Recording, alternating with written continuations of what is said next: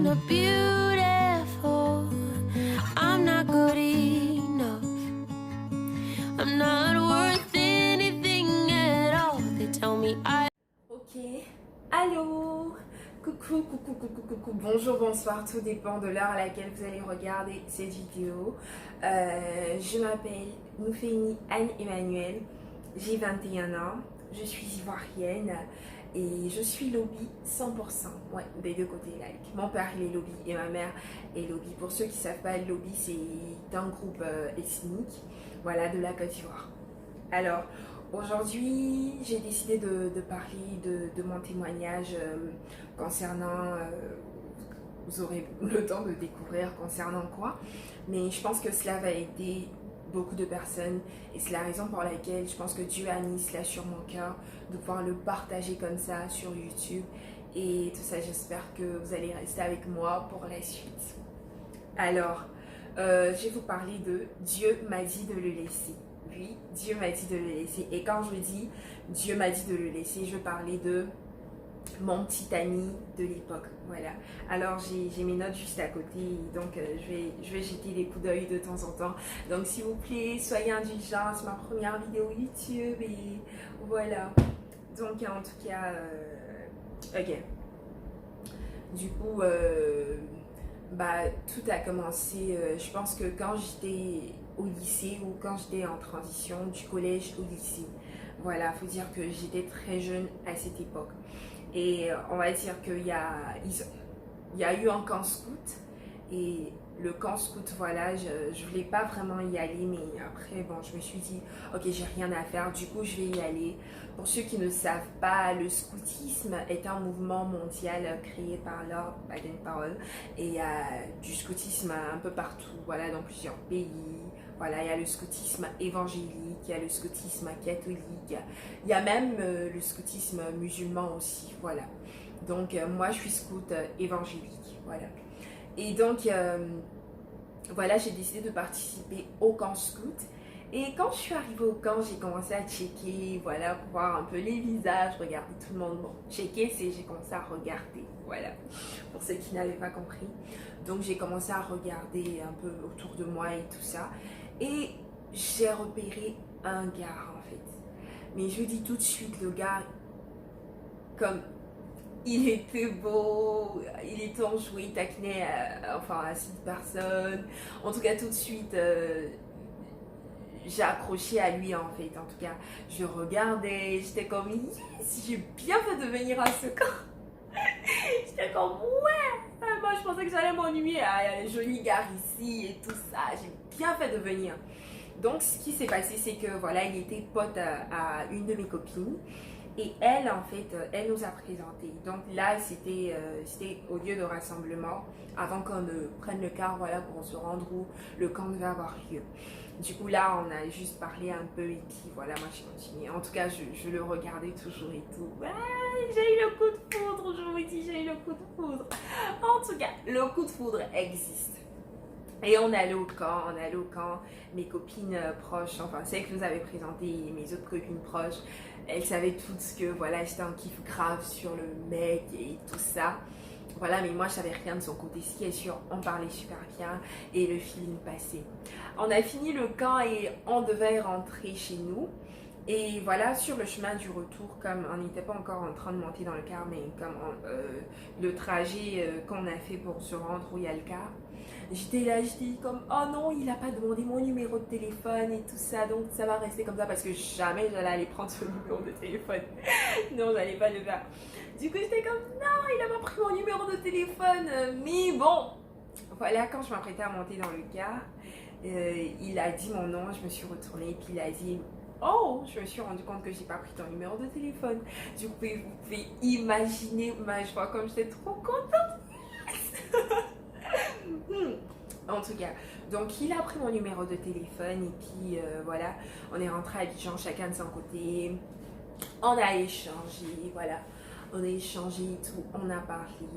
Et il y a son pote à lui qui était intéressé par moi. Du coup, son pote à lui m'a écrit, il m'a dit, enfin on a parlé un peu, il m'a dit voilà, je suis intéressée par toi et tout. Et moi je lui ai dit non, je suis pas intéressée par toi, mais je sais que j'ai ma copine qui en kiffe sur toi et tout ça. Du coup, c'est comme j'ai fait un branchement des deux. Et là, lui, son pote que je kiffais, lui, il m'écrivait, mais tout le temps, il me disait ma belle, ma belle. Vous voyez, moi, je pensais que c'est parce que j'étais mignonne et tout. En tout cas, je pensais que c'est parce que j'étais mignonne. Et voilà, moi, je l'appelais mon beau aussi. Du coup, j'ai tout porté à confusion. Et le mec, un beau jour, il m'a dit ah non, que voilà, j'étais trop en kiff sur toi et tout ça. Oh, les filles, imaginez comment j'étais contente. Ah, le gars qui me dit qu'il était en kiff sur moi. Bon, il a dit il était parce que, enfin, lui pensait que son pote là, il sortait avec moi parce qu'il m'appelait ma belle, je l'appelais mon beau aussi. Du coup, là, je lui ai fait non, non, non, non, il n'y a rien qui se passe entre ton pote et moi. Et voilà, et tout. Toi aussi, je te kiffe. En tout cas, bref, on s'est avoué les choses. On s'est avoué les choses et on n'a pas perdu de temps. Hein. On s'est mis ensemble tout de suite.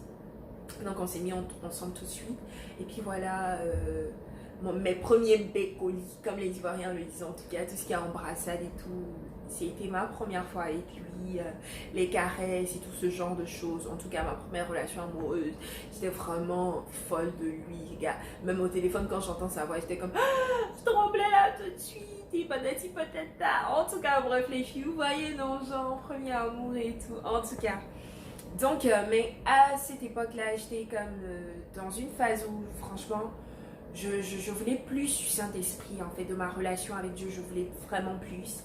Et je sais que j'avais été baptisée du Saint-Esprit et moi, je voulais des dons spirituels. Pour ceux qui ne savent pas, un don spirituel, c'est voilà, par exemple, un don de guérison ou un don de prophétie.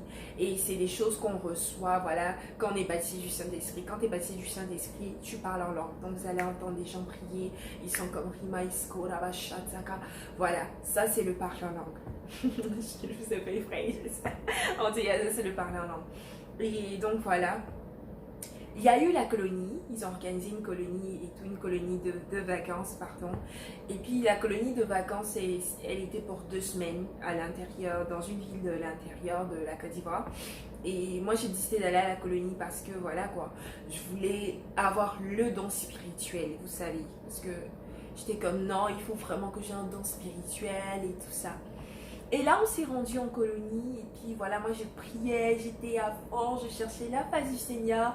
Et je me souviens, un jeune prière, le pasteur qui était en train de prêcher, il a fini de prêcher, il a appelé 2 rangées. Donc la rangée qui était devant moi, et il m'a rangé. Donc il a dit, les enfants de ces 2 rangées, passez devant. Et là, on est allé devant, et il a dit, est-ce qu'un moniteur peut prendre un moniteur peut prendre un enfant? Donc pour tous les enfants qui étaient devant là, il y avait un moniteur devant chaque enfant. Et moi, c'était comme une monitrice là qui était devant moi. Et la monitrice, elle m'a posé une question. Elle m'a demandé, est-ce que tu as un petit ami? Et vous savez, la réponse automatique à ça, en tout cas, c'est non. La réponse automatique à ça, c'est non. Et là, quand elle m'a demandé, j'ai ouvert ma bouche, j'ai dit oui. Et j'étais tellement choquée de ce que j'ai dit oui que j'ai... Voilà, c'est ça qui était ma réaction en fait. J'étais comme ça. Et elle m'a dit, ah, je voulais mentir au Saint-Esprit. Elle m'a dit, on m'envoie au Saint-Esprit. Elle m'a dit, donc tu as un petit ami. Elle m'a dit, tu sais que tu dois le laisser, nanani, nanana. Vous savez, tout le discours qui accompagne, tu dois laisser ton petit ami. Et moi, j'étais comme, attends, c'est non qui envoie pas l'âme, comme les Ivoiriens le disent. C'est non qui envoie pas l'âme. Donc j'ai dit, ok, Wani, je vais le laisser, tout ça. Mais quand on a fini la conversation, moi je suis sortie, j'étais comme, bon attends, j'ai pas de rapport sexuel avec la personne et je suis pas dans l'impudicité parce que l'impudicité c'est avoir des rapports sexuels hors mariage et j'étais comme, j'ai pas de rapport sexuel avec lui, donc qu'est-ce que je fais de mal en plus, vous voyez, et tout ça. Donc moi j'étais dans ma vie, j'étais comme, c'est non qu'on va pas là de toute façon, je lui ai dit que je le laissais, mais laisse tomber. Mais moi je priais toujours, j'étais comme, Seigneur, je veux avoir un temps spirituel, je veux que tu agisses dans ma vie, je veux que tu te manifestes dans ma vie, vous savez, je cherchais vraiment la face du Seigneur. Et on était en train de prier une fois et il y a une prophétie qui a sonné. Donc la prophétie, je vais vous dire la prophétie c'est quoi? C'est que par exemple, je vais prendre un exemple. Toi, tu peux peux avoir besoin de 1 million de francs CFA parce que ta mère, elle est malade, elle est couchée à l'hôpital. C'est un exemple, hein, je ne souhaite à personne. Et là, pendant la prière, il y a quelqu'un qui se lève et qui dit, qui ne te connaît pas. Voilà, tu ne connais pas la personne ne te connaît pas.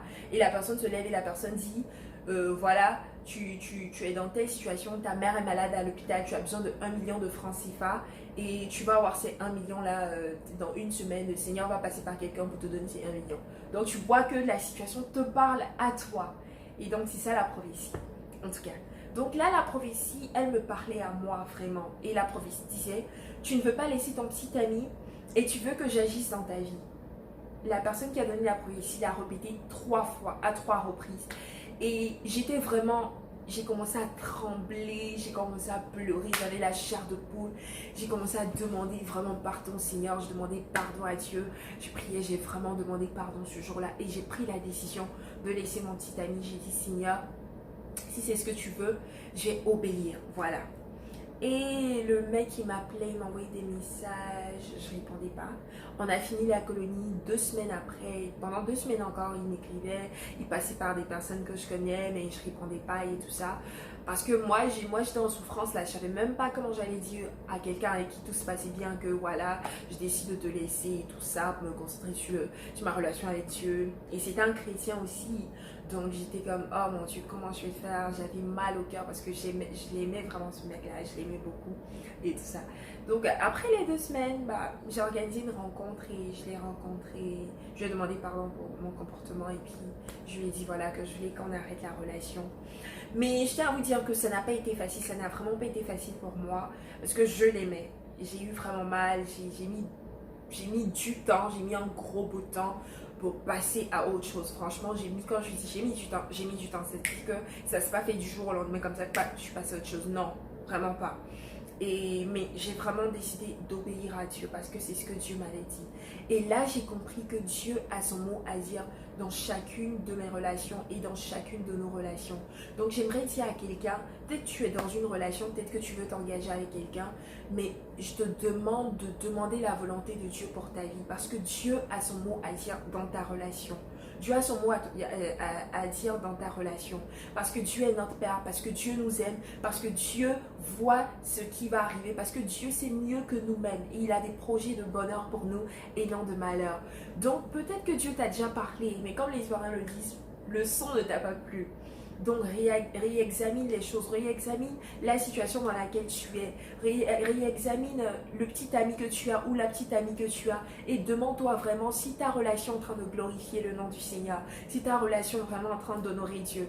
Parce qu'il faut vivre dans la sanctification, vous savez les amis, et les embrassades et tous les attouchements et tout ça, c'est pas vraiment une vie de sanctification et c'est des choses qui peuvent nous emmener, nous conduire à l'impudicité. Or que la Bible nous a dit fuyez l'impudicité, vous savez. Donc voilà, j'aimerais vraiment exhorter quelqu'un, inviter quelqu'un à demander la volonté de Dieu dans ses relations parce que Dieu a son mot à dire dans chacune de nos relations. Et après cette expérience, chaque fois que j'ai voulu sortir avec quelqu'un, j'ai toujours prié et je vous assure que Dieu m'a toujours répondu sur oui, tu t'engages là ou non, tu ne t'engages pas là. Donc Dieu répond, Dieu y répond. On n'est plus au temps le temps de l'Ancien Testament, c'était au sacrificateur seulement que Dieu parlait. Jésus est mort, le voile du temple s'est déchiré et on a accès direct au Père. Alors n'ayez pas peur de demander à Dieu, n'ayez pas peur de demander à Dieu. Voilà ce qu'il veut pour vous.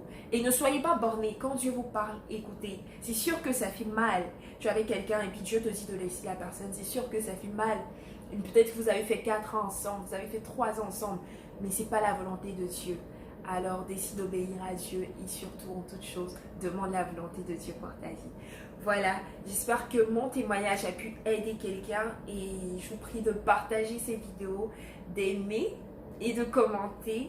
Voilà, ça va me faire plaisir. Si vous avez des recommandations pour mes prochaines vidéos, vous pouvez me les faire savoir en commentaire. Ça va me faire plaisir. Et je prie que Dieu vous éclaire et que Dieu vous bénisse. Bisous. C'était Anne Emmanuel.